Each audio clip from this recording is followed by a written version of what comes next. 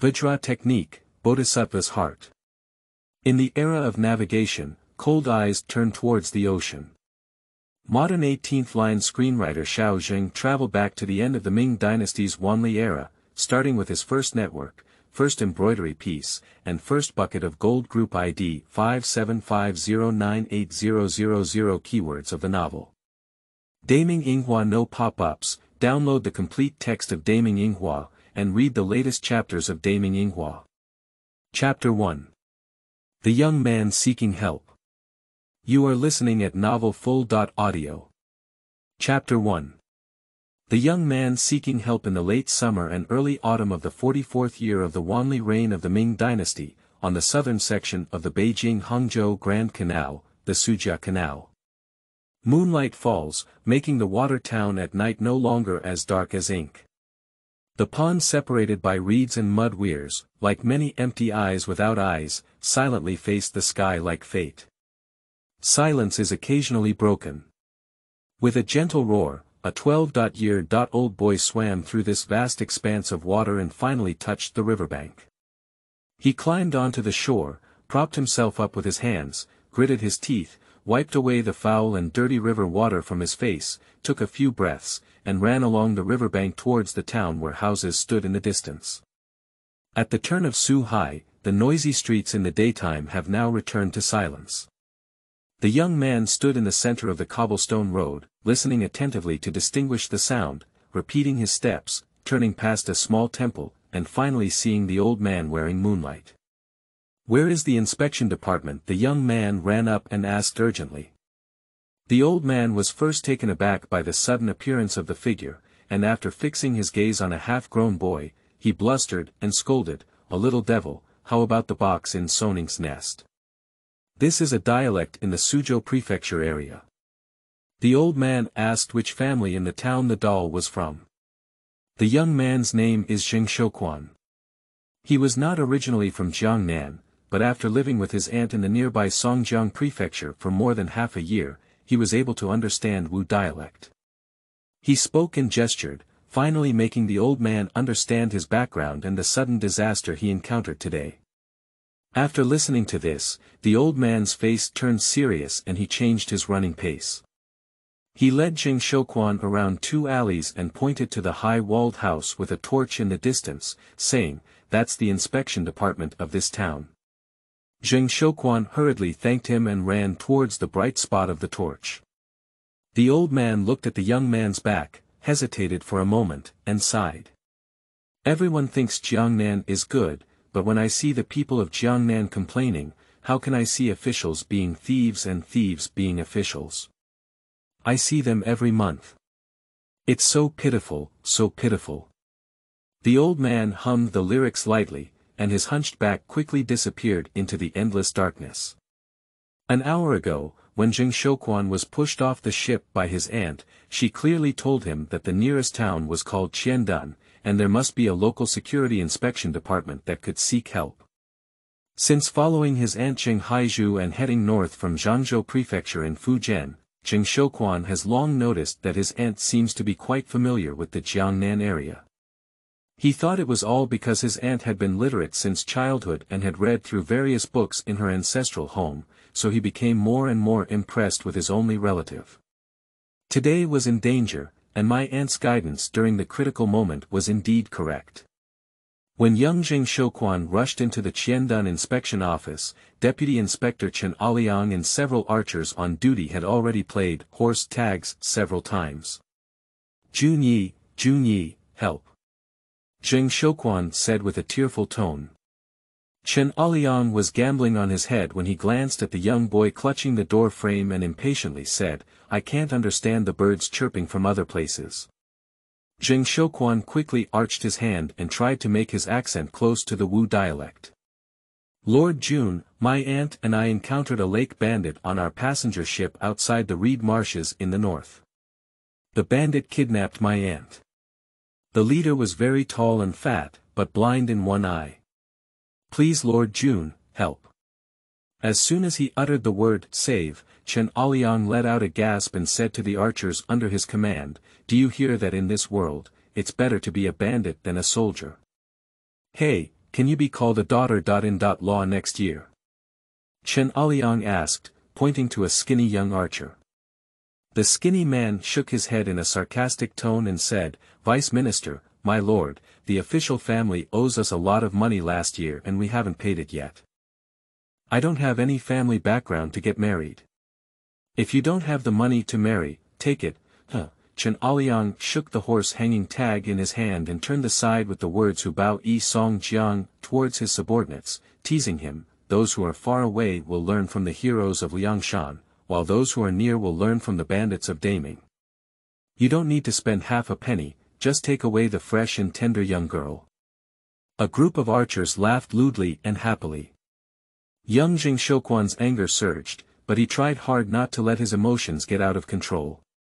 Instead, he bent down again, took out a silver collar from his arms, took a few steps forward, and spread his palm towards Chen Aliang. Buy some wine for Lord Jun and a few uncles. Chen Aliang's eyes lit up, he threw the card and took the silver collar. Under the dim yellow oil lamp, although the boat-shaped silver collar is small, its striking outline is quite beautiful, and the central engraving is clear. This is not broken silver, it's official silver. On Chen Aliang's face with cheekbones like knives, his lazy pig-like appearance was replaced by fox-like cunning and vigilance. He squeezed out a few strands of kindness and asked Jing Shouquan, does your family receive imperial salaries? Jing Shouquan was already talented and intelligent. He followed his aunt for 2 years in the martial arts world and became much older than his peers.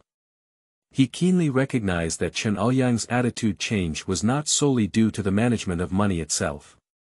He then calmed down and replied, my dad is a county magistrate. Which county? Longxi County, Zhangzhou Prefecture. Oh, it turned out to be from Fujian. How did you come to Jiangnan with your aunt? Visit relatives. Visiting relatives. From Fujian to Zhejiang, and then to our southern Jili, is it only your aunt who takes you on a journey? Has your aunt left the cabinet? How can you get a guide? As for Lord Hui, my aunt is a self-combing woman, and the prefectural and county authorities allow her to travel far away. Chen Aliang let out an oh. He knows about combing women. That is a new custom that has emerged in the Fujian and Guangdong regions. It is said that some women there, for some reasons, are unwilling to find a man, or in order to do some work outside the brothel, will comb the hair of a woman who has left the brothel, swear to never marry, and have the freedom to move around or travel alone, which will be much larger than those ordinary unmarried girls. Chen Aliang has a clear idea in his mind.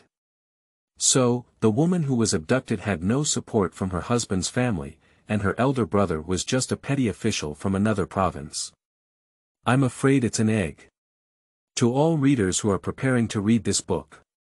Faced with the various malicious, detoxification, and thunder-stepping customs in the current online literature environment, the author may as well inform some key points in advance to avoid misleading potential readers by some who only read the beginning and fabricate the content of this book.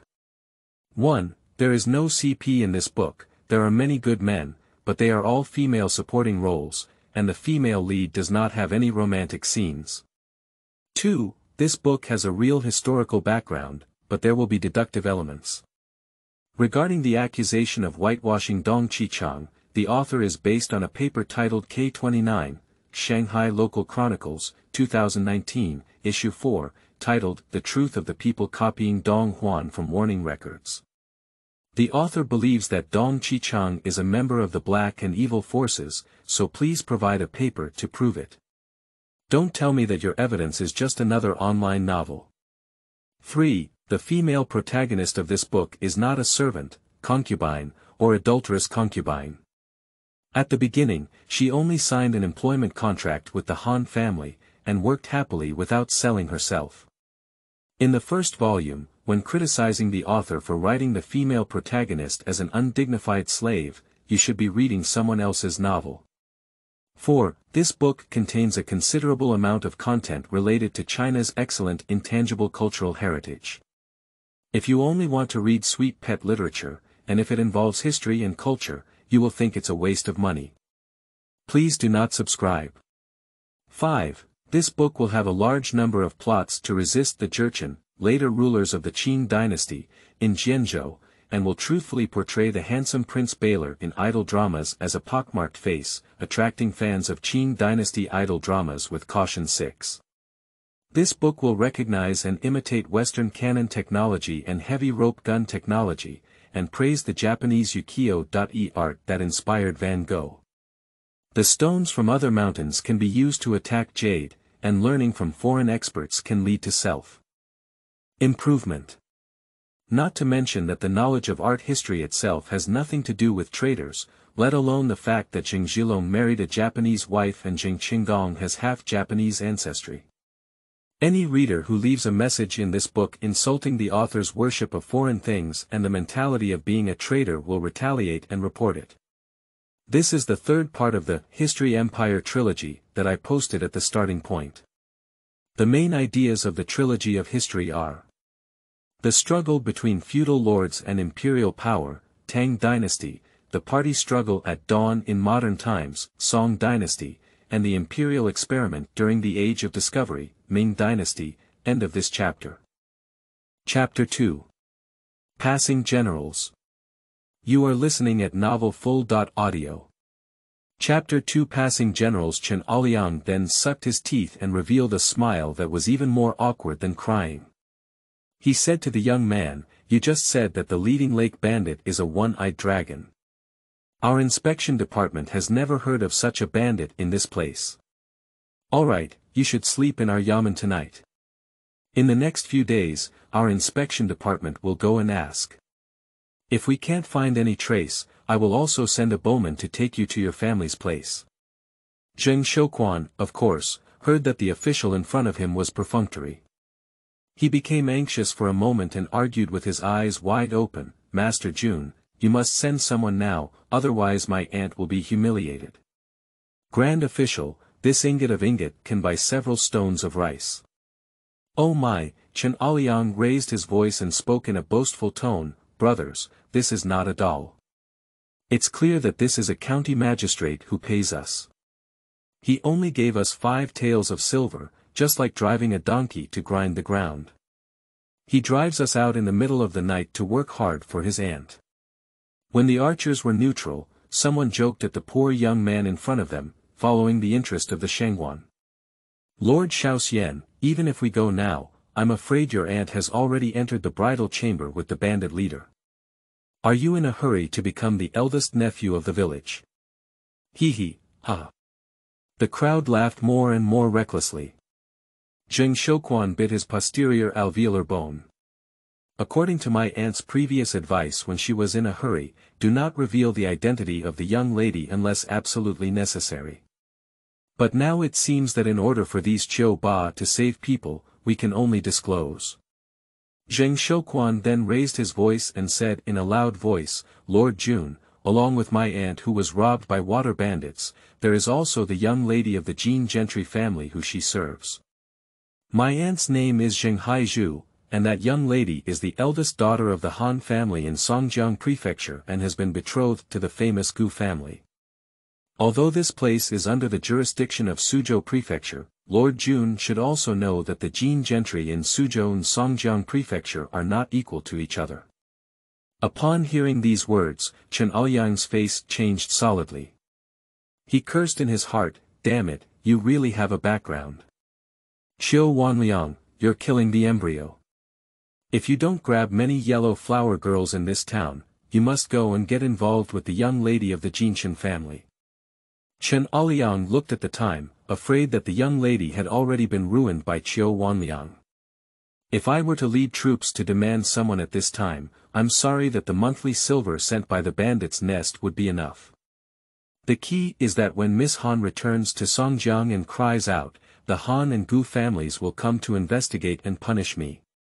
Isn't Suzhou Prefecture still going to take me as the chief inspector of Qiandun? Why not just do it for a while, kill the little ghost in front of you, bury it in a secluded place, and then inform the water bandit leader Qiu Wanliang later, instructing him to cover Miss Han tightly, and everything will be fine." Chen Liang's plan was settled, and he quickly gave a glance to the skinny man at the poker table. That skinny guy is already a veteran of the inspection department. He has always known that Shangguan and the bandits were originally from the same family, and now he understands Shangguan's meaning. The thin soldier was about to pounce and cover Jing Shouquan's mouth, but outside the door, there was a sudden movement accompanied by the sound of footsteps and metal rustling. With a hoarse and majestic, "Come and ask this doll," a middle-aged man with long arms walked into the room. Jing Shouquan turned his head to look, but saw the middle-aged man wearing a knee-length, narrow-sleeved short robe, with a long sword hanging from his waist with a curved eggplant handle. Lion nose and eagle eyes, with rough skin, deep Sichuan-shaped lines engraved on the eyebrows, and distinct flesh around the cheekbones. This murderous appearance made him look quite frightening in the dim yellow light. How did the adult come over? Cough. I think this troublemaker's noise has disturbed the adult. Chen Aliang respectfully bowed to the man, pointed at Jing Shouquan, and sternly ordered his subordinates, "Quickly take this troublemaker out and blow him away." The middle-aged man waved his hand and walked up to Jing Shouquan. He slightly restrained his cool gaze and asked, "Are you from Longxi, Jiangzhou Prefecture? Is your aunt's name Jing Haizhu?" Jing Shouquan nodded and mustered the courage to meet the man, with a hint of doubt in addition to the timidity in his gaze. "How old is your aunt?" the middle-aged man continued to ask. "Lord Hui, my aunt was born in the 24th year of the Wanli reign and is 20 years old this year." "How did you come from Zhangzhou to the Han family in Songjiang as servants?" Jing Shouquan calmed down a bit and said with a smile, "Sir, the zhangrong and silk fabrics in Zhangzhou Prefecture are on par with the Wuan and Shu brocades in Jiangnan and Sichuan. Apart from zhangrong, my family also has some skills in dyeing silk. After my parents passed away, my aunt and I were left to rely on each other in the house. The tribe bullied us and wanted to marry our aunt to another village. My aunt stood up in the county and combed herself, sold her house, and brought me to Jiangnan to find a way out. When we arrived in Songjiang, we heard that Miss Han's embroidery was very famous, so we threw ourselves at the door and covered the dust. Miss Han is kind-hearted in taking in." The middle-aged man interrupted him and said, "Jiangnan Jingantry family values family rules the most. Miss Han, a daughter of the Han family, how could she just run around like this?" "No, it's not just running around. This spring, Miss Han heard that a senior embroidery master in Suzhou had opened an account to take in apprentices.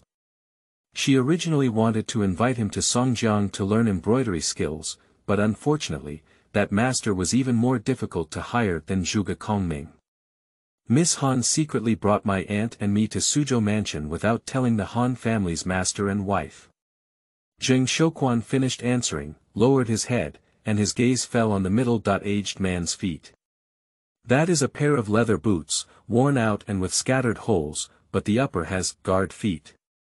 In this hot season, how could a civil servant wear such boots?"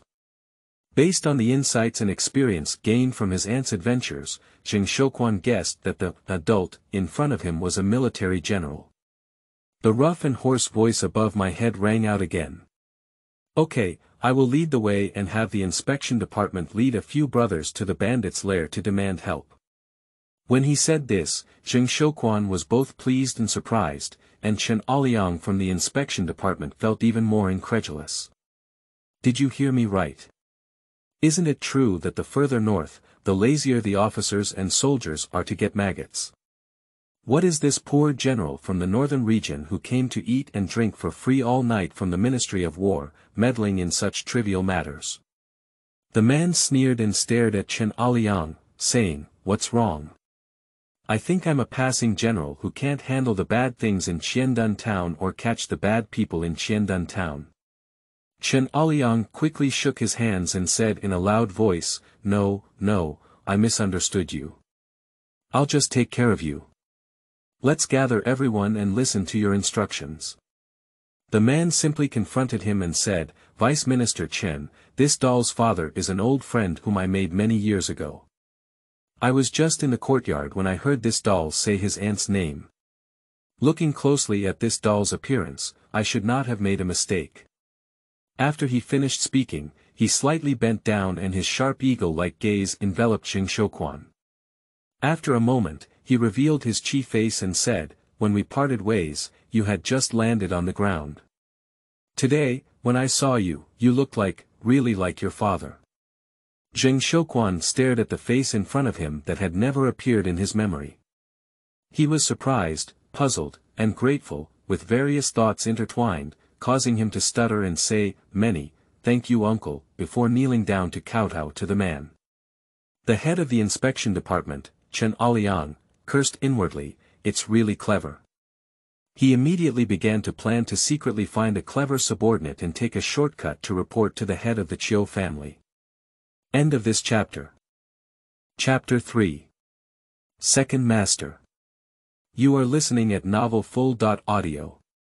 Chapter 3. Second Master. The passenger ship made a muffled sound and pressed against the wooden stakes at the dock. The boatman, Su Aliu, threw the 3 oars and kicked open the cabin door. A hint of hostility flashed in his eyes, and he scolded the cabin, "Come out of here." Zheng Haizhu stood up first and gently said to Han Shimen, "Miss, don't be afraid."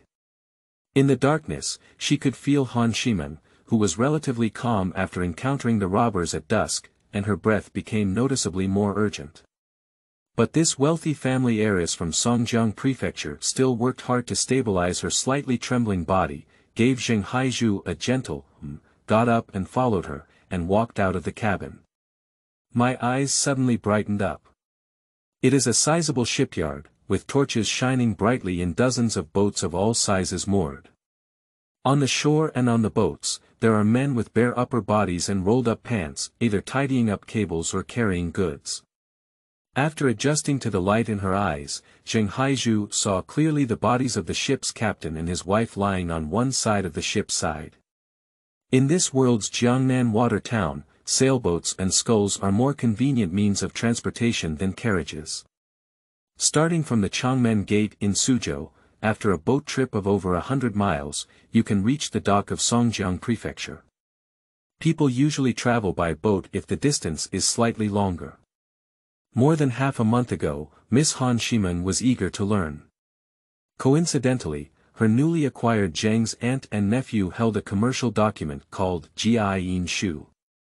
She asked Zheng Haizhu to use money to bribe the guards at the Songjiang Prefecture Qingguan port and use that guide to board an internal ship to Suzhou.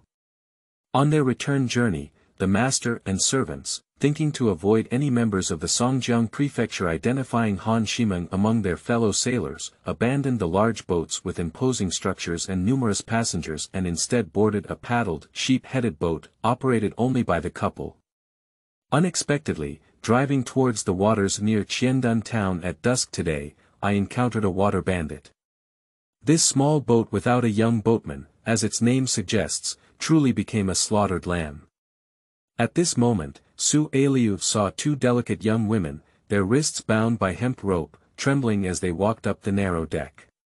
Just as they were about to savor the pleasure of cat and mouse, he suddenly frowned and said, "There's another little ghost." Immediately, a younger water bandit rushed into the cabin under his command to investigate, and after a moment, he crawled out and reported, "No one, there's a hole in the bamboo barrier at the stern of the ship. I think it's where we escaped from." Su Aliu sneered and glared at Han Shimen, saying, "The little coffin you raise at home is not authentic. You have the ability to break free from your own ropes, but I don't know how to help you untie them." Han Shimen values his identity and does not answer the tone of this bandit. Zheng Haizhu pondered that whether this group of water bandits were kidnapping and extorting or engaging in self-entertainment, it was best not to show a proud and disdainful attitude until his nephew Xing Shouquan successfully sought help, in order to avoid angering the bandits. She immediately took the conversation and said calmly, "Miss and I, we don't understand water nature, so it's useless to loosen our ties." Upon hearing these words, Su Aliu carefully scrutinized Zheng Haizhu. The little woman's face darkened slightly, but she couldn't conceal her superior beauty. Judging from the texture of her clothes, she should be a servant of the Han family. With her black hair combed into a big bun, it seems like she has already married someone. No wonder, although she is young, she is not as timid and carefree as ordinary maids. Today's business, the big boss instructed that as long as Miss Han is captured, it's okay to run for a servant. Even if that little ghost goes to report, relying on the backstage of the big boss, he's afraid of a bird. Su Aliu no longer asked any more questions. With a tiger-like face, he escorted Han and Zheng's servants to the shore and walked towards the village 100 steps away. The bandits' lair here is not small, and the fortress wall is built with stones, more than 3 zhang long. The top of the wall even has the shape of some state city walls, and there are shadows on the wall, with people walking and patrolling. Entering the gate of the village, a foul smell came from my face. It turned out to be a long row of stables. Zheng Haizhu was even more surprised.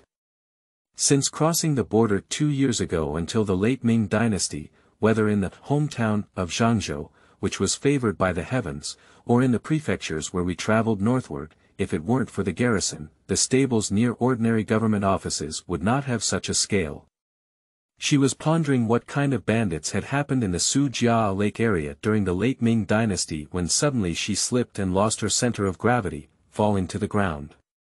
The summer has not really passed yet, and women wear thinner clothes. Su Aliu stared at Zheng Haizhu's graceful figure all the way, with a 7 or 8 point evil fire already arched in his abdomen. At this moment, he finally seized the opportunity, immediately strode forward, bent down, and pretended to drag Zheng Haizhu up. In fact, his left hand pressed against her spine, and his right hand touched her waist and buttocks.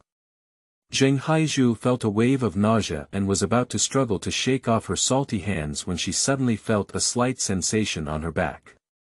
Su Aliu suddenly softened his voice and said, "Hey, second master, why did you come to brush horses yourself?"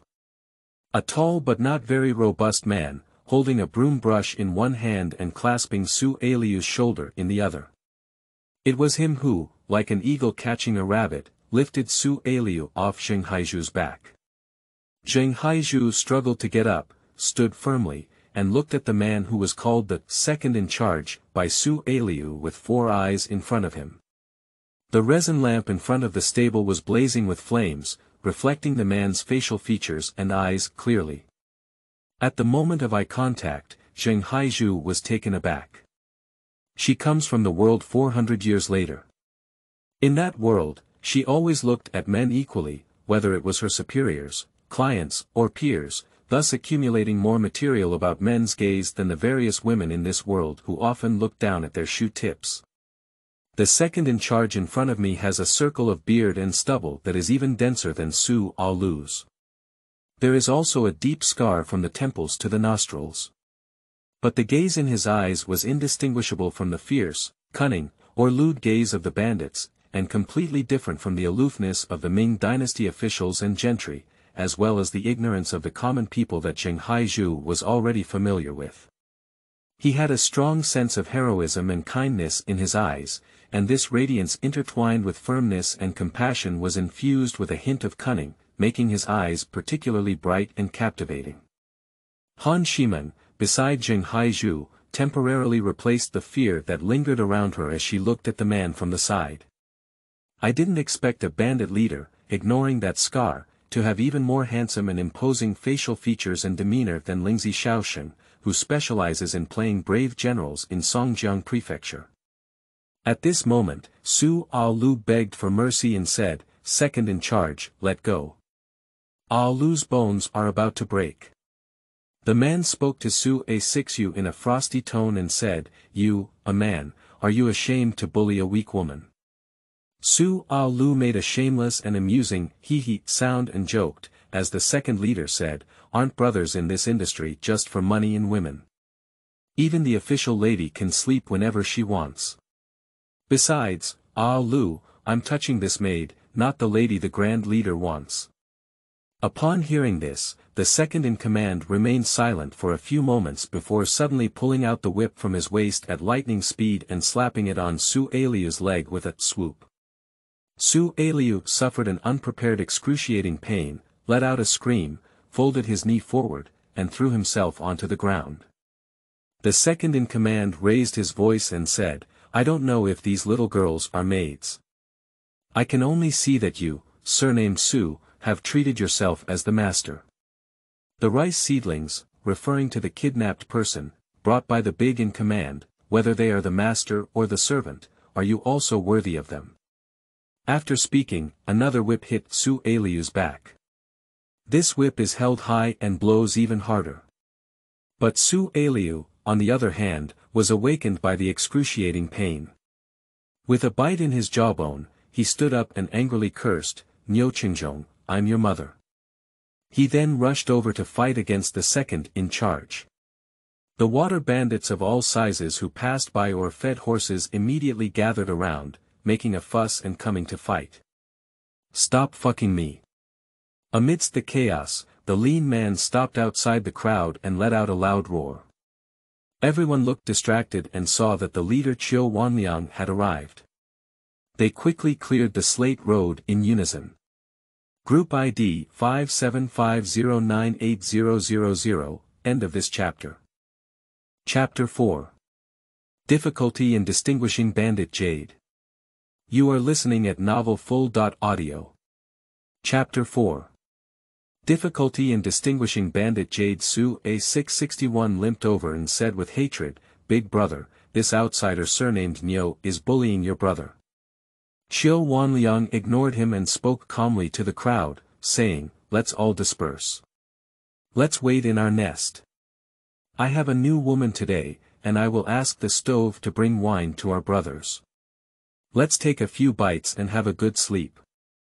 The bandits cheered loudly in response to the scene, and fish and crabs crawled away one after another. After finishing his leisure time, Qiu Wanliang's face darkened and he scolded Su Aliu, "Damn it, the brother recommended by Mr. Cui, how dare you offend him like this? Go kowtow to the cowherd and admit your mistake." Upon hearing the boss mention the names of the people in the capital palace, Su Aliu knew he couldn't come up with a solution. He followed Qiu Wanliang at the age of 16 or 17, loyal and devoted, going through life and death for over a decade.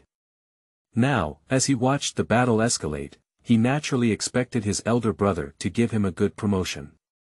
Unexpectedly, just after the end of the Chinese New Year, the position of the second head of the family was occupied by the stinky boy in his early 20s in front of him. This person surnamed Niu is skilled in martial arts and horseback riding, but relying on his background to seize the throne, how could Su Aliu not complain?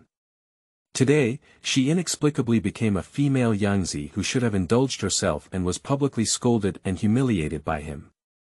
Su Aliu's grievances turned into resentment. Just thinking that Niu Qingzhong's backer was the powerful Grand Duke in the palace, Su Aliu was afraid of causing trouble for his own elder brother. He swallowed his anger and walked up to Niu Qingzhong, knelt down and kowtowed his head. Then he stood up and pointed to Han and Zheng, who were hiding in the shadow of the stable, and rudely reported to Qiu Wanliang, "Big brother, I have passed the examination. This woman is the eldest lady of the Han family in Songjiang Prefecture, and her name is also correct, Han Shimeng." Qiu Wanliang gave face to Niu Qingzhong with his mouth, but he truly cherished Su Aliu in his heart. He waved his hand and ordered him to roll back to his nest to rest. Immediately, Qiu Wanliang walked expressionlessly to Han Shimeng, reached out and pinched her soft and smooth chin. With a foul-mouthed expression, he leaned over and said in a deep voice, "Miss Han, tonight you're going to marry me. If you dare to seek death, don't worry if you don't die, I'll strip you naked and ship you to the bustling dock at the top of Songjiang Prefecture. I'll invite all the officials, civilians, and commoners in Songjiang Prefecture to come and see the true face of the great beauty of the Han family, so that your Han family can't hold back the dignity of their ancestors' coffins." Han Shimeng's ancestor was Han Qi, a famous minister of the northern Song dynasty. After the Song dynasty's southward migration, the Han family did not decline. From Hangzhou Prefecture to Songjiang Prefecture, they were still a big clan, and the women in the clan were also well versed in poetry and literature. Han Shimeng's parents passed away early, and her uncles and aunts treated her well. In addition to her knowledge, they also nurtured her independent personality. Since the age of Ji passed, Han Shimeng has often acted recklessly and rebelliously, which is not comparable to the only daughters in ordinary wealthy households who only follow the rules. Therefore, even if this sudden disaster occurred, Han Shimeng still held on for a breath. At this moment, she finally heard clearly that the bandit leader was not asking the Han family for money, but was trying to tarnish her innocence. Her disgust and fear surged in, and tears welled up in her eyes. In a beautiful mouth restrained by Qiu Wanliang, she let out a sobbing sound. Upon seeing this, Zheng Haizhu decisively stepped forward and knelt at the feet of the bandit leader with a thud, humbly mixed with serious anxiety, pleading, "Your Majesty, I'm afraid I won't be able to use it tonight. My young lady is in the midst of a lunar event." Qiu Wanliang frowned and instantly let go of Han Shimeng. They are bandits, making a living by licking blood with their swords. It is unlucky to mention the word bloodlight, so it is also very taboo for women's monthly affairs. Qiu Wanliang looked around and called for a woman who was mixing bean cakes for the horses. That is the wife of an old bandit, like other low-level women in the bandits' den, cooking during the day and feeding horses at night. "You, pull her into the shed and see if she has a little life on her," said Qiu Wanliang Senran. The old woman agreed, carrying a small oil lamp, pushing Han Shimeng towards the stable. Zheng Haizhu wanted to follow in, but was lightly blocked by the second-in-command Niu Qingzhong, who raised his whip. "Did the big boss say he let you in?" His tone remained indifferent, without any intimidation or provocation. Zheng Haizhu stopped. This time, the man was only half a step away from her, and she smelled the faint mint fragrance on his body. Soap. After traveling to the Ming Dynasty, Zheng Haizhu witnessed the top-quality soap in commercial establishments in Jiangnan. It was like the small green citrus pu'er tea balls of later generations, with a round ball shape and a fragrance of mint or jasmine. Today, whether forced to have close contact with Su Aliu or passing by other bandits, Zheng Haizhu can only smell nauseating sweat. And these two leaders, not only still wearing a cross-necked white shirt on hot days, but also using top-grade soap. Just now, the bandit leader Qiu Wanliang mentioned the three words, "Chui Lao Gong," to Su Aliu with a suppressed voice. Zheng Haizhu, who was separated by the second-in-command, couldn't hear them. Zheng Haizhu became increasingly curious about the second-in-command of the gang, who had helped along the way and stood out from the crowd in terms of hygiene habits. On that side, the bandit leader Qiu Wanliang was taking over the latest thing that had only been introduced to Jiangnan in the past 2 years. The hookah copper pot. From the hands of his personal guards. He took a few puffs with ease, glanced at Zheng Haizhu, and casually said to Niu Qingzhong, "Second brother, big brother is not a stingy person. This young lady has a good appearance and looks sensible and obedient, but tonight, she can't go with you happily. She needs to comfort her young lady. In a few days, on the day of big brother's wedding, he will also have someone take her to your bed, hee." Qiu Wanliang's words were so vulgar and explicit that Niu Qingzhong calmly shifted his gaze to observe Zheng Haizhu's expression. Trapped in a bandit's den, listening to obscene language, how could this woman never see a shy and fearful expression? She is not like a timid little rabbit in a cage, but more like a cat hunting at night. When Su A6U brought her over just now, she was secretly looking and exploring, and at this moment, she seemed to be listening attentively, not knowing what kind of mystery she was pondering. After a brief moment of confusion, Niu Qingzhong suddenly understood why he had a sense of familiarity with this woman. Yes, in his memory, his most beloved relative and his mother whom he admired immensely filled his eyes with such composure and agility before attacking his formidable enemies at night and unsheathing his swords. End of this chapter. Chapter 5. Extinguishing the Pride of the Miss. You are listening at Novel Full.audio. Chapter 5. Extinguishing the pride of the Miss. Niu Qingzhong didn't let his mind wander too clearly. He quickly broke free from his longing for his mother, and Shi Shiran inserted his whip into his belt. He arched his hand at Xiao Wanliang and said, "Thank you, big brother." Xiao Wanliang pursed his lips with a look of amusement on his face and said, "Just now, my brothers came to call me, saying that you are looking for Alu's misfortune. Big brother will know that you must be interested in these little girls. Don't make any moves, hee. Niu Qingzhong smiled and his tone became warm. Big brother is really like a mirror with a furnace lid. It can be seen through at a glance. Little brother, he really thinks that those little girls look unique. They should be married to a man, but they still look like girls to please." The two of them didn't say a few vulgar words, and the old lady had already pushed Miss Han out of the stable. Han Shimeng tightly bit his lips, his two curved eyebrows furrowed together. She didn't make any sound in the stable, but it was a great shame for a noblewoman from a wealthy family to be scrutinized in her private parts by a maid who worked in a bandit's den. The old woman reported to Qiu Wanliang with a fawning tone, "Sir, she is indeed here for business, and her body is dirty." Qiu Wanliang didn't have much of a disappointing mood, he just didn't and said, "Since that's the case, let's send them to the second lady's courtyard and let the second lady take care of them first." However, Niu Qingzhong leaned closer and suggested softly, "Big brother, you won't be able to become a groom these days. Why don't you first lock them up in the kitchen for 2 days without treating them too much like a goddess? It will just extinguish the noble and proud aura of the young lady in this family." Qiu Wanliang took another puff of hookah and nodded, saying, "It's reasonable. Tie yourself up with the livestock, grind for a few days, and give them a comfortable bed. They will definitely be more honest."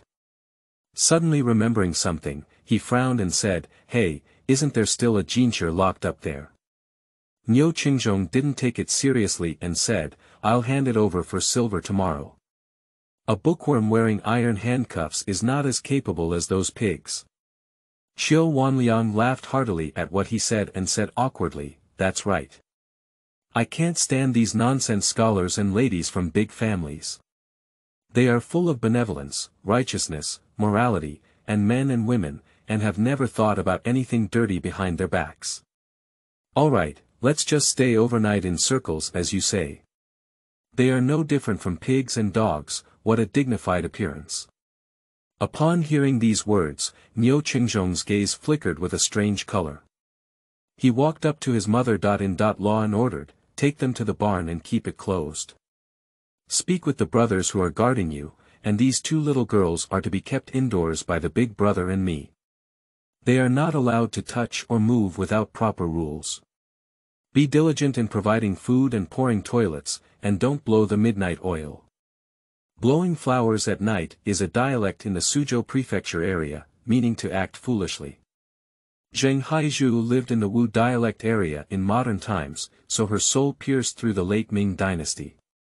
Even though the original identity of the Zheng family girl in Zhangzhou allowed her to speak Minnan dialect as soon as she spoke, her memories of Wu dialect from her previous life still lingered.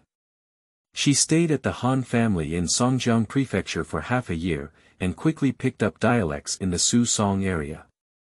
At this moment, Zheng Haizhu is already very certain that the top and second leaders in this bandit's den, including the previous Su Aliu, speak a mixed Wu dialect. Even if they learn the same vocabulary, their tone is still incorrect. This is quite strange. How many leaders of such a large-scale bandit stronghold are not local natives? "Miss, and this girl, please follow me." The old woman picked up the luggage on the ground and said to Han and Zheng, her tone softened a lot. She knew in her heart that if the 2 young ladies didn't seek death, they would be considered half of the bandits in a few days, and she didn't need to offend them fiercely anymore. After the figures of the 3 women disappeared from the front gate of the courtyard, Niu Qingzhong held back his left and right followers and approached Qiu Wanliang again, whispering, "Big brother, I have only just returned to the village and I am about to report to him." Today, my brothers met Mr. Chui's men at Zhenhaiwai. He said that the newly appointed military department has approved the memorial from Wang Xian, the official in charge, and the emperor has confirmed that 30,000 taels of silver will definitely be able to go to Nanzili before the double ninth festival. Qiu Wanliang's flesh and skin under his eyes trembled slightly, seeming somewhat disappointed. Only 30,000 taels. I let the good officials of the capital go without me, and let the days of extravagance and drunkenness in the capital go by. However, being a bandit by this stinky pond, the noblewoman's side was filled with hustle and bustle. I only brought 30,000 taels to me this year. Niu Qingzhong took over and reminded, Big brother, if you have 30,000 taels in the Ministry of War, you will have to collect 20%. If you go to southern Jili, you will have to collect another 20%. If you have more to collect from Suzhou Prefecture and Weisuo, you will have to collect around 10,000 taels in our hands. Qiu Wanliang was taken aback for a moment and immediately became even more angry. Damn it, how can I raise people with this little money? How can I raise horses? How can I recruit more young and strong people? The noble consort and the prince cannot have horses run and horses not eat grass. Niu Qingzhong said quietly, Brother, listen to what they mean inside and outside. In order to force the court to allocate money for suppressing bandits in southern Jili, we must have hidden some of the Hangzhou brocade and Huzhou silk that we have plundered in recent years before sending it to the prince's domain. So, on the side of the noble consort, we probably feel that we have some spare time. Be lenient with his mother. Qiu Wanliang cursed. But no matter how angry he was, he didn't lose his head and remained vigilant towards Niu Qingzhong. He stared at Niu Qingzhong with a sinister smile and said, My second brother has been in my village for almost a year now, hasn't he? He has done big business several times, and my second brother has also gone together. Big brother, have my claws reached into the prince's bowl? Can't my second brother tell?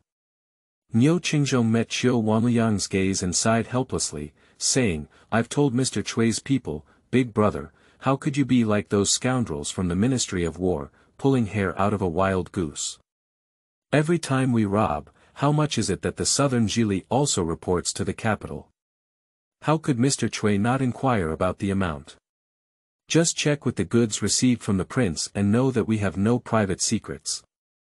I'm still complaining, now that our village has more and more people, and there is not enough food and grass, forcing us to even take revenge for others. Qiu Wanliang's face softened slightly when he saw that Niu Qingzhong had no intention of using his own words. He greedily took 2 more puffs of hookah and patted Niu Qingzhong's shoulder, saying, By the way, when the servants of the Shen family come to pick up that unlucky Jinshi tomorrow, you can personally approach and ask Lord Shen for an extra 1,000 taels of silver. Temporary doubling. Big brother, may it be a bit too much? What a fart. Qiu Wanliang spat on the ground. That young man is a new scholar and has just been awarded an official. Can his mother touch the civil servants of the Ming dynasty? Besides, this book is not a livelihood sent by the palace. If it's really revealed, the imperial concubine and the prince will carry it for me. Add 1,000 liang more, and you can't lose a penny, otherwise I will poke out the old man Shen. The young woman of the Han family in Songjiang Prefecture is worth 1,500 liang. I don't have to hand it over to others, but I can sleep with the little girl directly. Niu Qingzhong arched his hand, his voice a bit hesitant, and whispered, I understand. Qiu Wanliang glanced at him and chuckled inwardly. I may have overestimated this person surnamed Niu. Mr. Chui sent this person to Suzhou and followed him. Perhaps it was just because this person had a handsome appearance, but his mind was too direct. In a place like the capital where hidden currents were surging, this kid surnamed Niu was not worthy of treatment. End of this chapter. Chapter 6. Someone in the house. You are listening at novelfull.audio. Chapter 6. Someone in the house behind the stove, in the courtyard filled with the smell of swill, a shirtless bandit crawled out of a linen tent, got off a bamboo couch, and lit an oil lamp. He stared at Han Shimeng and Zheng Haizhu in surprise. "It's like a toad in a mud pond staring at a pair of swans." The old woman rolled her eyes and said, "These are the seedlings collected by the eldest and second leaders. They will be locked here for now and the house will be completed in a few days. You open the door and escort them in, and I will go to the stove to get them some food." The shirtless guy wished he could stick his eyes to the two women. After a moment of confusion, he finally understood his mother-in-law's instructions, sucked saliva back from his leaking teeth, picked up the keychain from his waist and jingled open the model door panel. At the opening of the door, it was pitch black, and a foul odor of feces, even worse than in the courtyard, came crashing towards us. In the depths of the darkness, there were intermittent sounds of wheezing, purring, and bleeding. It turned out to be a relatively small livestock shed. The shirtless man picked up a pottery plate oil lamp and illuminated the wooden board in the corner, which was raised by a few stones. "You guys, sleep here," he said after speaking. He glanced at Zheng Haizhu's bound wrists and dared not act recklessly. He turned around and locked the door again. There are two small skylights near the thatched roof of the shed.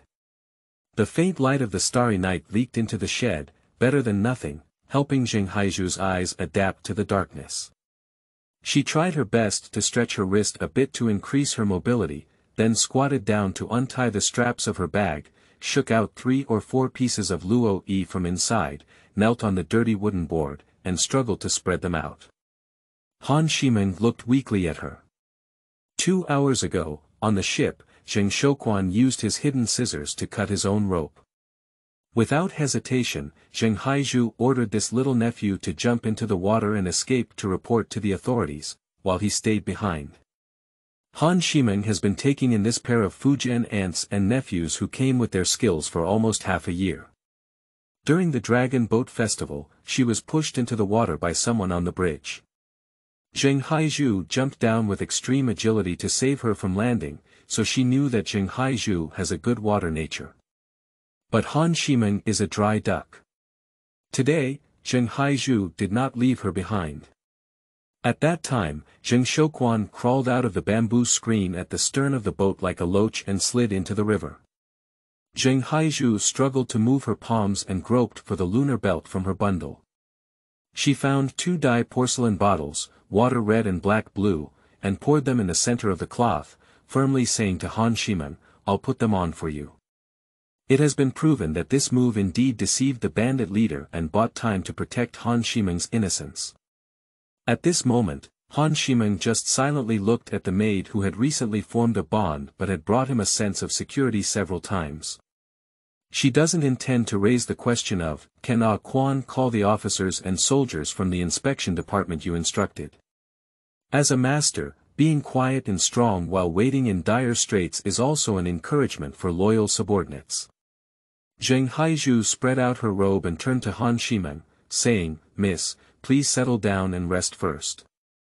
Han Shimeng sat up and moved inside, leaning against the wall made of straw mixed with yellow mud. He said softly, "You also come and lean like this, feel more comfortable. Don't sleep yet. Didn't that woman say she's going to make food for us? We need to eat, otherwise we won't have the strength to go out." Zheng Haizhu was quite pleased to see that she had not let out her energy and spirit. So he also climbed onto the wooden board, closed his eyes for a moment, and said, "Miss, I dare to ask, have the Han mansion offended any villains before?" Han Shimeng understood her meaning and agreed, "I also think it strange. When the one-eyed dragon robbed the ship, he broke into the cabin door and directly called out my maiden name. But when my father was an official during his lifetime, his official voice was clear and his uncle had always been loyal to Dan Qing. How could there be any talk of political enemies in the officialdom? My family did not force or abuse tenants or hired workers in shops. Who can we offend? Miss, besides me and Shou Quan, who else knows about sneaking out this time?" Han Shimeng denied, "How could they still let anyone know? If they go report to their uncle and aunt, we will arrive in Suzhou first, and their uncle and aunt will definitely be so anxious that they will send a butler to chase after us later. That embroidery senior has a bad temper and doesn't like such a big show. But I'm afraid my uncle and aunt will be scared to report to the government, so I only left a letter saying that they are visiting experts in the Sioux Lake area. Zheng Haizhu nodded and pondered. In the city of Gusu, when we visited that senior, we also concealed our identity. Shou Quan's mouth was very tight, and every day he helped sweep the courtyard in the embroidery workshop, so he wouldn't reveal anything. Ah yo! Hiss. Halfway through Zheng Haizhu's speech, she was suddenly bitten by mosquitoes. The mosquitoes on the beginning of autumn are as fierce as tigers, and the mosquitoes in this watery land are particularly poisonous. They sting like thorns and prickle the flesh, causing her to instinctively scream. Han Shimeng chuckled wryly and joked, "Mosquitoes only love you. I've been bitten several times already." The two of them were raising their hands to bombard mosquitoes, but suddenly heard the man's voice from the end of the sheep pen and pigsty. "Both of you, I'll give you the mosquito net." Despite having a mellow and pleasant voice, Han and Zheng's two daughters were also startled by their firm and solid structure. "Is there still a man locked in this thatched greenhouse?" There was a babbling sound deep in the greenhouse, and the person seemed to be stepping on a bamboo couch. Then, the sheep in the circle, who had been sleeping all night, sensed someone passing by and started shouting again. The sound of the iron chain echoed from far to near, and it was only when the figure reached the skylight that Zheng Haizhu could see the rough outline of the man. Medium build, wearing a long robe that is most commonly worn by men in the Ming Dynasty, holding a ball of something in his hand and forming a long pole. The man stood still at a distance of 7 or 8 steps and slowly said, "Just now, I was afraid that it would make you both suspicious and cramped late at night. I spoke up before I could speak up, thinking about waiting until dawn. I didn't intend to eavesdrop on your discussion, so I apologize. Could you please come and fetch the hemp tent? There are bamboo poles at the 4 corners of the tent, which can be inserted on the ground." Han Shimeng saw that this man was also a prisoner who sympathized with the same illness, and his words were gentle. He didn't want to flirt with him, so he instructed Zheng Haizhu, "Go, thank you, sir." Zheng Haizhu hurriedly stepped forward and, as she took the linen net, bowed to thank him and curiously asked, "Those bandits actually gave Mr. Mosquito nets?" The man said, "It was brought by a young bandit during the day. I listened to the guard summoning his second leader. It's really strange. The bandits who robbed me were all ferocious, but the second leader I saw after being locked in was very friendly." Han Shimeng stood up, regardless of whether the other party could see or not, and made a blessing before saying, "Excuse me, sir, why were you kidnapped by them?" The man sighed and said, "They robbed my money and killed my servants, but they didn't kill me. Instead, they tied me up in a bandit's den and locked me up for now. They didn't let me write a letter to demand ransom. I guess they're going to hand me over to their enemy. The next deadline is probably in the next few days." Upon hearing this, Han Shimeng couldn't tell whether it was a pity for the enemy or a chivalrous spirit that suddenly emerged in danger. He calmly said, "Sir, don't give up.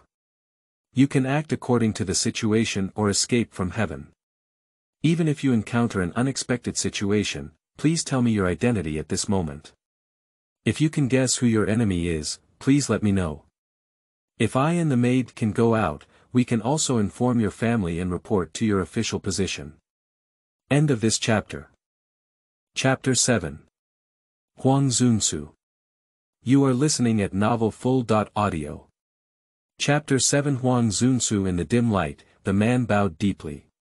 "My surname is Huang, a native of Ningbo Prefecture, Zhejiang Province. I passed the imperial examination and was appointed as a magistrate of Ningbo Prefecture at the age of this year. After arriving at Ningbo Prefecture, I found out that the original magistrate was still in office. The Ministry of Personnel corrected my mistake and ordered me to serve as a magistrate of Songjiang Prefecture. My family and I disembarked from the canal and just passed Tongli when we encountered robbers."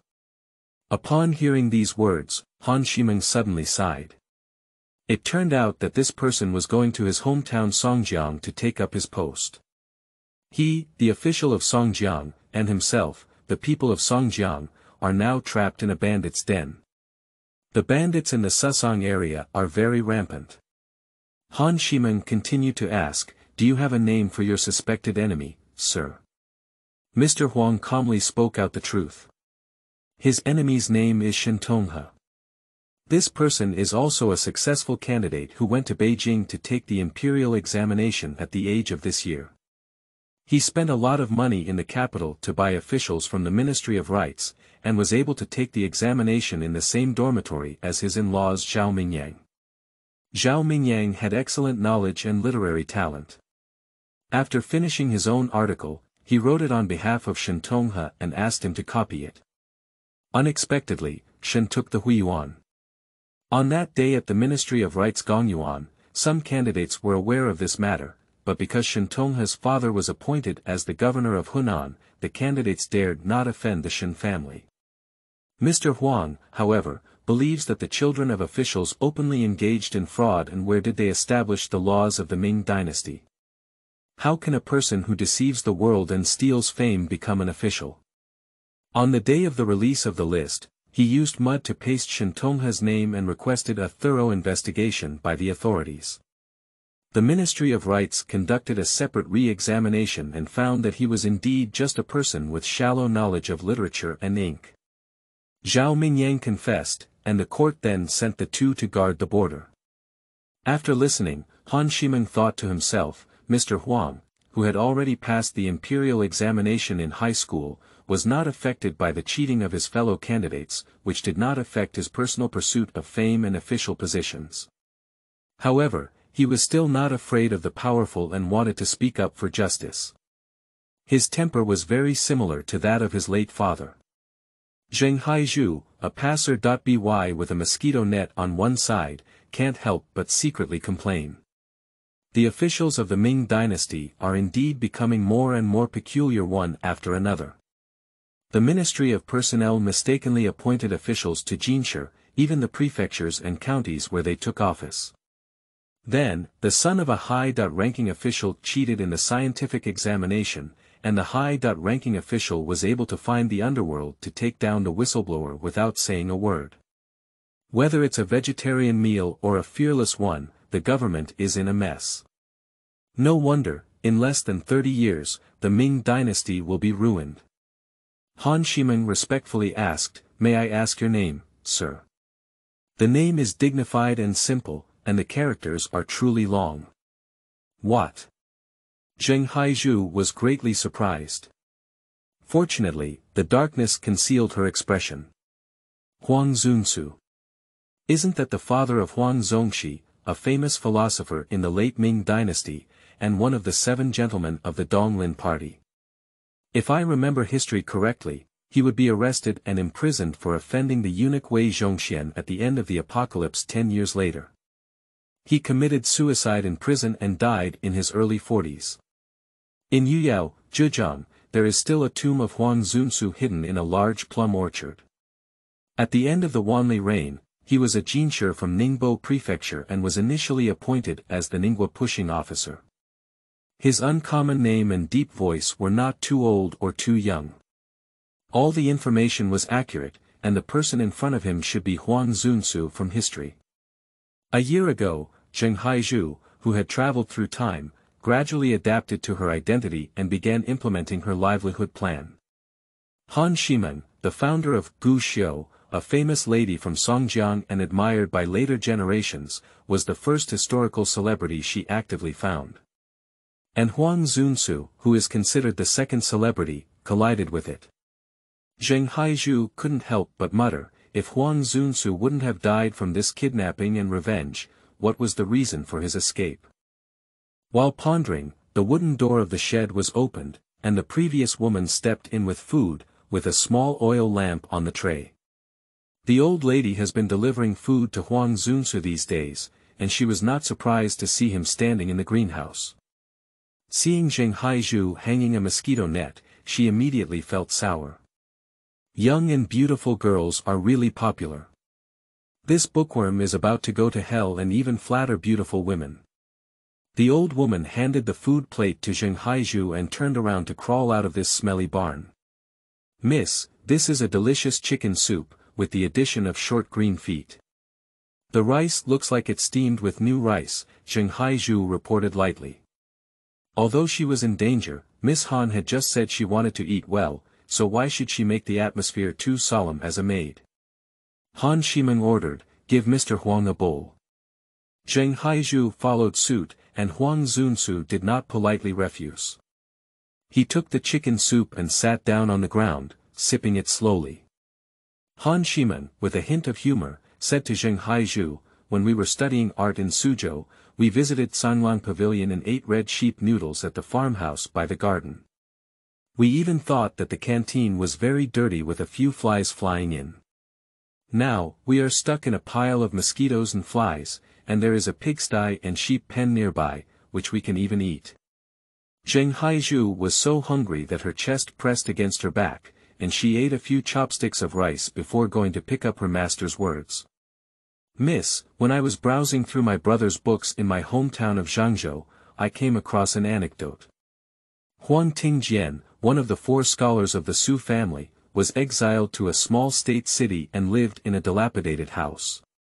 Outside the window was a pig slaughterhouse, where blood and dirt flowed everywhere every day, with a strong smell and green flies flying everywhere. Huang Tingjian couldn't bear it either.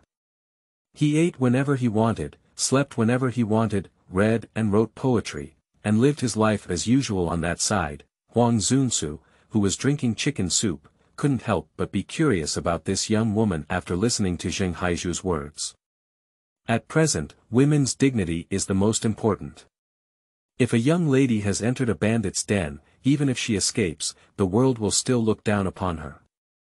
Although Huang Zunsu detests the corrupt concept of right and wrong being indiscriminate and blaming innocent people, he cannot ignore it.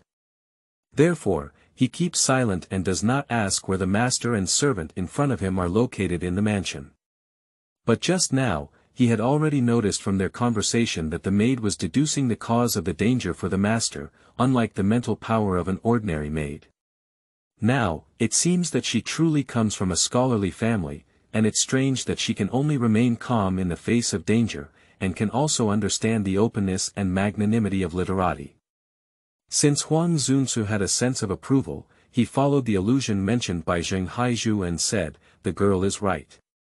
Huang Tingjian even named his shabby house, Loud and Quiet Studio, which has a sense of tranquility in making noise and is open-minded and self-deprecating. Han Shimeng was also a person who had read a lot of poetry and books. After a brief recollection, he said in a gentle voice, I remember this Huang Lu Ji Huang Gong, who even wrote a poem. A dangerous heart wanders through 10,000 mountains, restless to give birth to 5 soldiers.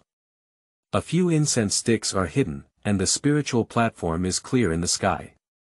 Yes, the song, 5 Wonders mentioned by the young lady is straightforward in language, but I really like it.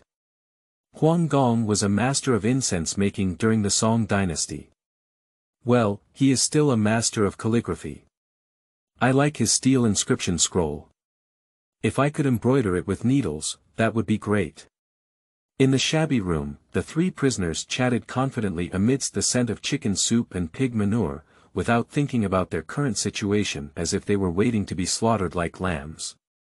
At that moment, I heard the chaotic footsteps in the courtyard, and then the shirtless guard's duckling's voice rang out, "Oh, second master, how did you come?" End of this chapter. Chapter 8. A Gentleman. You are listening at novelfull.audio. Chapter 8. A gentleman, the second in command, Niu Qingzhong, was dressed with a bare upper body, holding a long spear in his right hand and an armor coat in his left hand. Behind him are 2 brothers who usually accompany him on both sides, also carrying long spears and armor. That armor is cotton armor. It is made by inserting specially made silk cloth into cotton, finely sewing it, washing it with water, beating and crushing it with tools, and then exposing it to the scorching sun to make the cotton fibers tightly adhere to the silk cloth, like a hard thin plate. Its function is not to keep warm, but to become a combat garment that can withstand some cold weapons and is much lighter than iron armor. When Liu Qingzhong first arrived at the water village, in addition to a small group of people, he also brought several sets of cotton armor to give to the big boss and several senior brothers. This kind of well-made cotton armor from the north is easier to wear than the local rough and heavy iron vests that resemble coffins. When the top and second leaders personally go out to do big business, they will wear it, which is well known to the bandits. The bandit guarding the livestock shed stared at Liu Qingzhong, who was sweating profusely, and asked respectfully and in surprise, "Second in command, it's almost ugly. What are you doing? Why are you still carrying guns and armor?" Liu Qingzhong threw his cotton armor to his close companion behind him, took off his white coat wrapped around his waist, wiped the sweat from his chest, and wrote lightly, "I can't sleep. I'll practice my guns with my brothers and try the power of my spearhead to scratch armor." "Oh," the second in command came to find the young one too.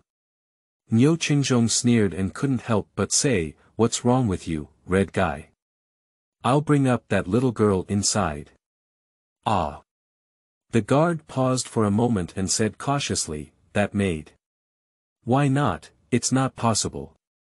"The maid, the head of the household, agreed to give it to me. I just practiced shooting and brought the fire up. I decided to make a mandarin duck with her today." "Okay, I'll open the door for the second in charge." The guard flattered and picked up the key from his waist, muttering to himself that the second in charge did not bring his family when he entered the village, and he had not brought back any women in the past 6 months. The brothers secretly speculated whether he liked to do Valley Road business.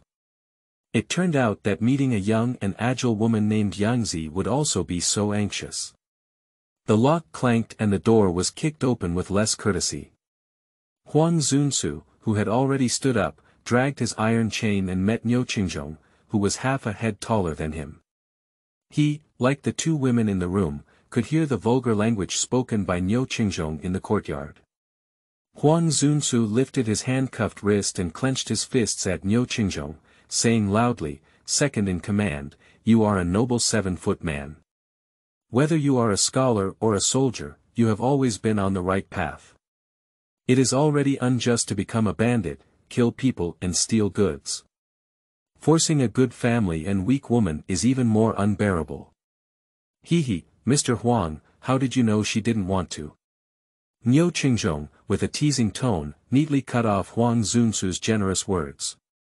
After speaking, he pushed Huang Zunsu aside and took a few steps to the bedside, pulling Zheng Haizhu out of the shadows. Han Shimeng angrily rebuked, You are very different from that one-eyed person." Zheng Haizhu stumbled a few times, but he clearly felt that when Liu Qingzhong touched her wrist exposed outside her narrow sleeve in the darkness, he immediately let go and instead grabbed the knot between her wrists, as if deliberately avoiding contact with her skin. She was puzzled when she suddenly heard a muffled scream at the door. The 3 prisoners followed the sound and saw the guard who followed the shed to watch the commotion, pinned to the ground by a subordinate of Liu Qingzhong, motionless. My subordinate leaned forward and whispered to Liu Qingzhong, "Young master, should we slaughter it?" Liu Qingzhong said, "He hasn't done anything wrong, just knock him unconscious. Stuff his mouth, tie his hands and feet, and quickly get his key to open the backyard." Then he instructed the other 2 subordinates, "You both go together, remember the secret code." "Remember, young master, rest assured." A few subordinates turned around and walked out, disappearing into the darkness like mud loaches sliding into a deep pool.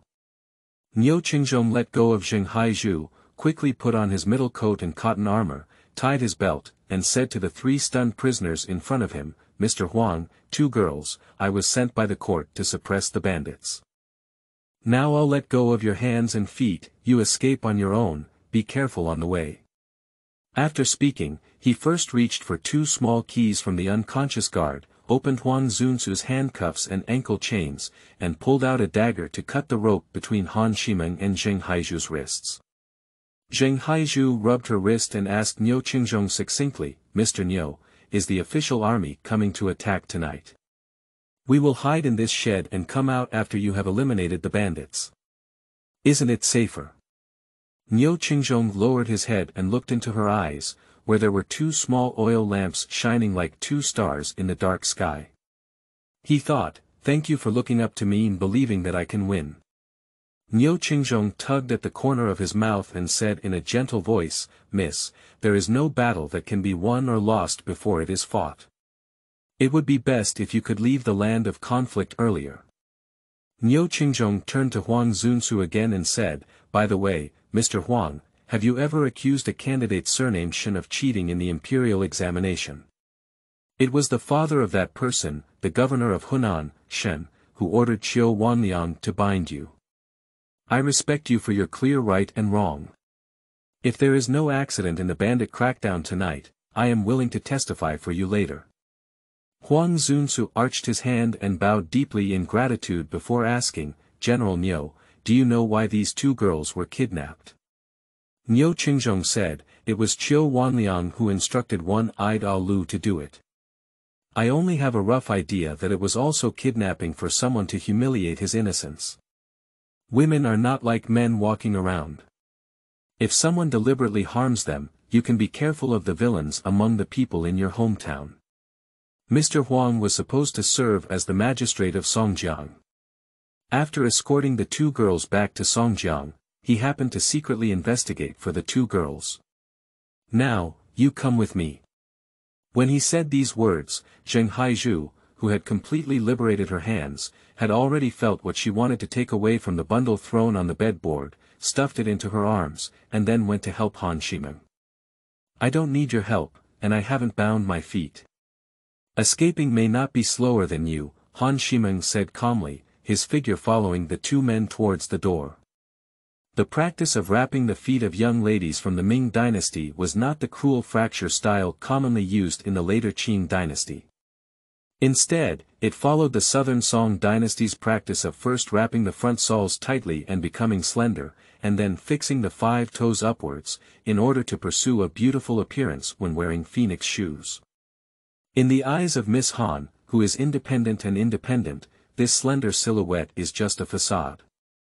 The soles and toes of her feet are compressed, forcing her to walk slowly and with a dignified demeanor, which is clearly more like an old and inconvenient leg. She was very resistant to foot wrapping, and her uncle and aunt couldn't resist her, so they had to give up. At this moment, Han Shimeng lifted the pleated skirt on his body, which was lightly dyed with medicinal patches from the Songjiang River. As expected, his steps were agile and swift, as agile as squirrels in the forest. The three of them followed Niu Qingzhong through the gap between the firewood shed and the livestock shed. In front of them stood a large wooden door that was 1 foot high, which had already been opened by several of Niu Qingzhong's subordinates. Niu Qingzhong raised his hand and made a gesture of silence to Huang Zunsu and others. Zheng Haizhu stared out and saw a short corridor outside, facing the dark silhouette of the bandit fortress battlements in the starry night. End of this chapter. Chapter 9.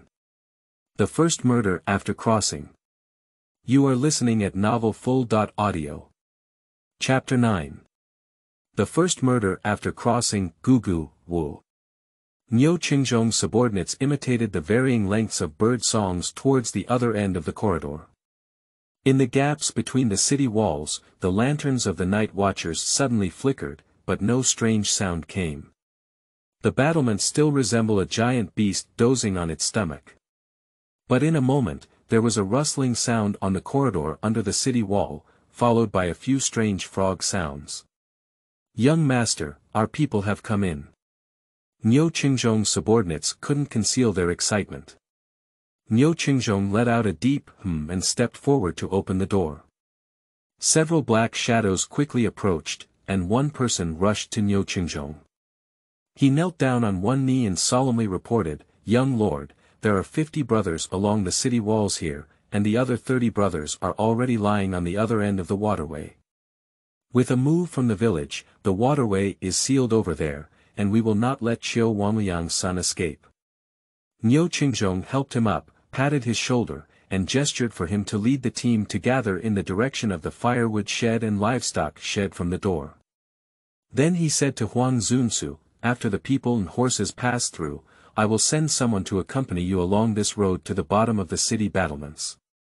There are ropes there, and you don't have climbing skills. My people will carry you over the city wall, and you will walk along the ditch to a chaotic grave. Walk around the chaotic grave and head southeast to find the official road to Qiandun town. Mr. Huang heard. Before Niu Qingzhong could finish his last sentence, a heart-wrenching howl suddenly came from not far away. Xiao De is in charge of the family, and someone is attacking at night.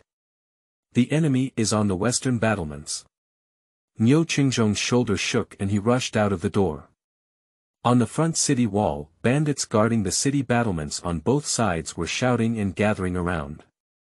Immediately, accompanied by the sound of bows and arrows, the bandits charging ahead let out a scream of agony.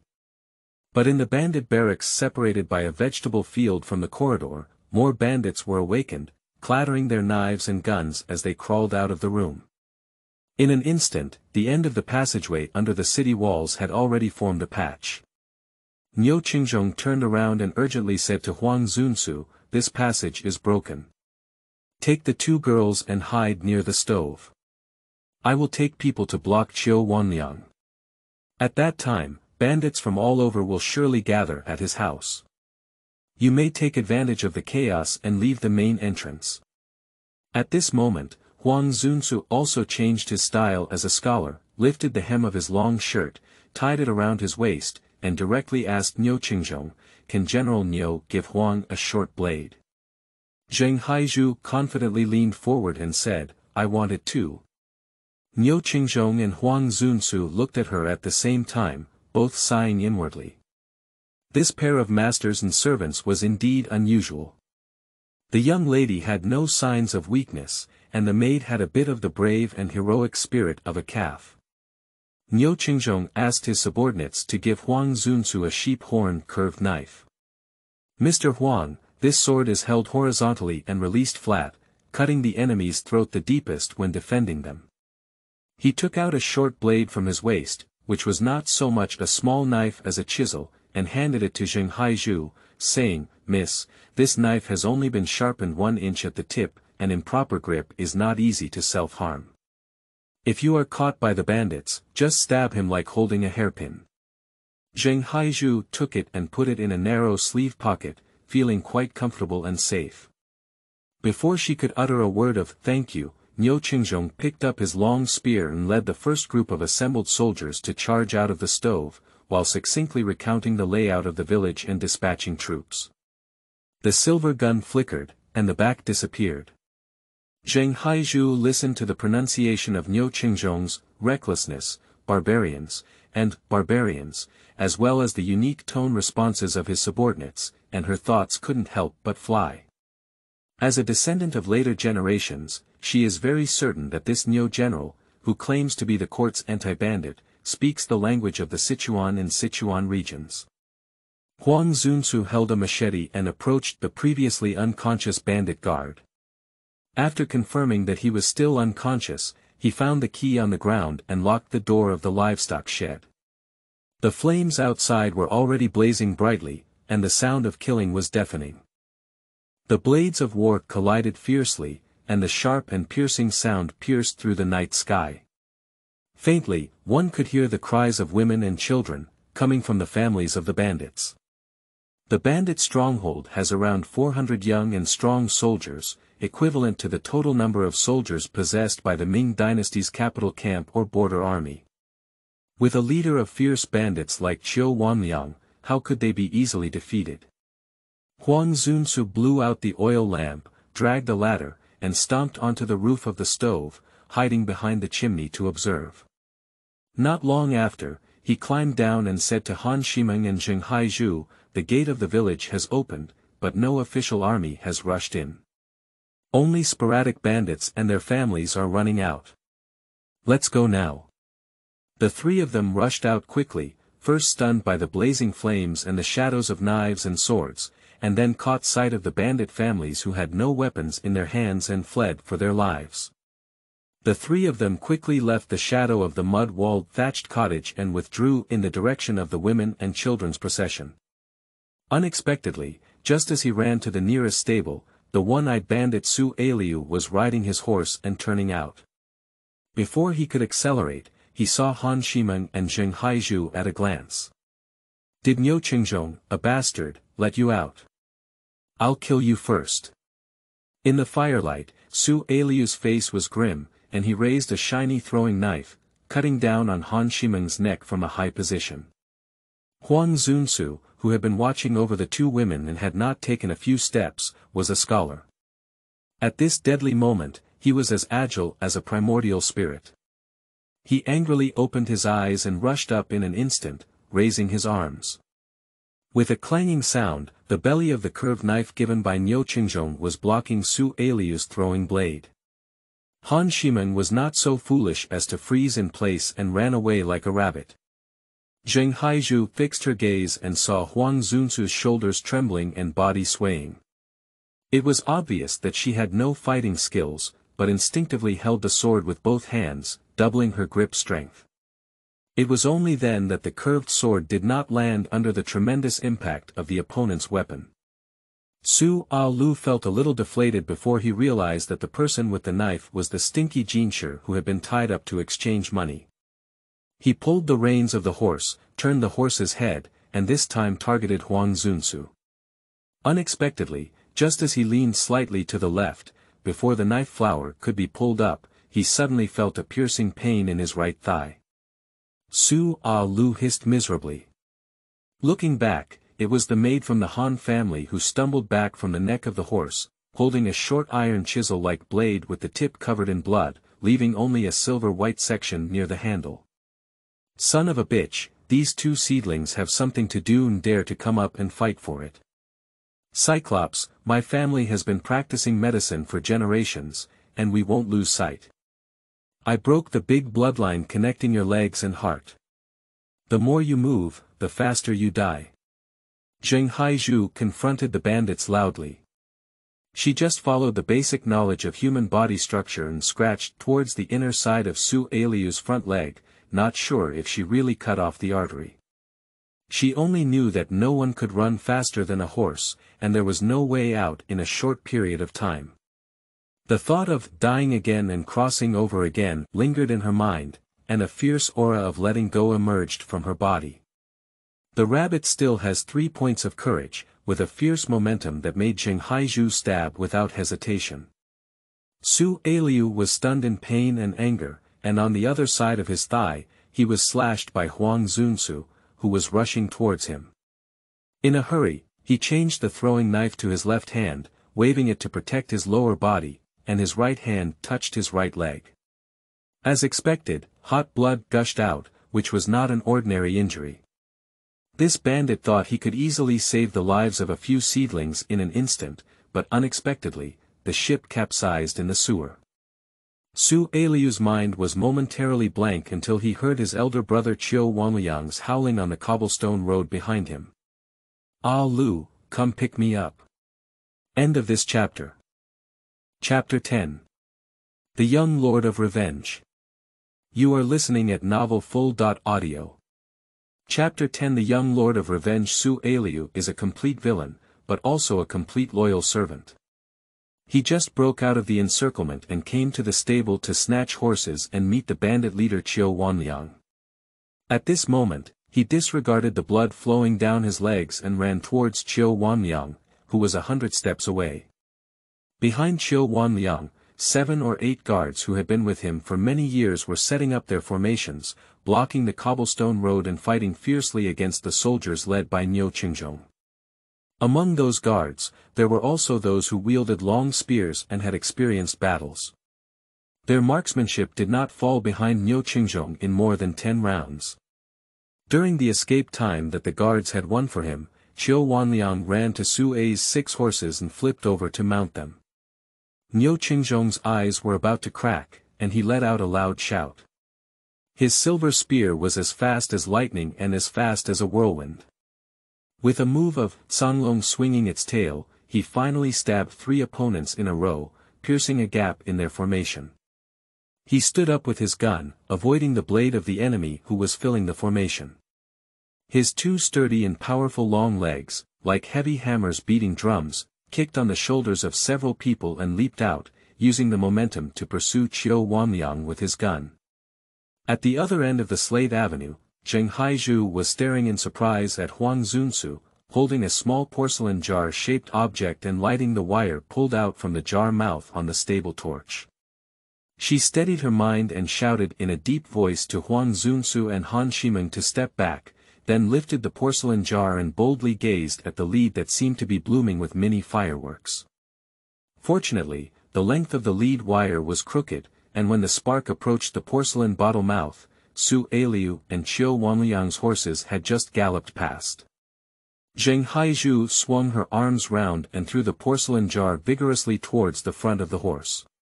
Ping-pong. Pa. At the moment the porcelain jar falls to the ground, it does not shatter, but completely explodes like a grenade. In addition to sharp porcelain pieces, there were also dozens of iron needles hidden in the jar that exploded, most of which pierced into the horses and bandits who had just stepped into the explosion radius in an instant. The galloping horse hissed and instinctively lifted its front hooves in pain, throwing Qiu Wanliang and Su Aliu off their backs. Su Aliu's healthy eyeball was pierced with an iron needle, instantly turning into a completely blind waste. In addition, the arteries on his legs spurted blood, and he lay on the ground like a salted locust, covering his face and twisting for a moment before fainting. When Qiu Wanliang got on his horse, he was behind Su Aliu, but at least his chest and abdomen were blocked and he struggled to get up, trying to find another horse to escape. Suddenly, I heard the sound of tiles in the distant arsenal, and a figure was running on it. It was another capable subordinate of Qiu Wanliang, who escaped from somewhere and jumped onto the roof. With a loud sound, a crossbow arrow roared towards Niu Qingzhong, who was chasing Qiu Wanliang with a gun, and left. Niu Qingzhong has been lurking in this bandit den for half a year, knowing the weapons that the strong generals in the den are good at, and also familiar with crossbows. He heard the sound of jiqua and immediately nodded his gun to the ground, lifted his body, and made a backward somersault, dodging the crossbow. The crossbowman continued to fly over the eaves, skillfully carrying a second crossbow arrow in his hand. However, before the string could stabilize, the tiles in front of him suddenly exploded, and the crossbowman was like a carp splashed by a giant rock in a pond, covered in broken porcelain and iron needles, howling and rolling down the roof. On the roadside of the slate, Huang Zunsu stared in surprise at Zheng Haizhu, who threw out the second porcelain jar, while Han Shimeng couldn't help but excitedly clap his hands and shout, "I've hit it again." On that side, Niu Qingzhong had already chased after Qiu Wanliang. With the advantage of his long spear, he made a kite pouncing on quails, and the tip of his spear pierced Qiu Wanliang's legs. Qiu Wanliang used his sword to block it, but was bounced off by the impact force and fell to the ground. Niu Qingzhong threw his long spear, took 2 big steps, rushed over and kicked Qiu Wanliang's sword away, rode on him, locked his throat with his left hand, and pulled out the short knife from his waist with his right hand.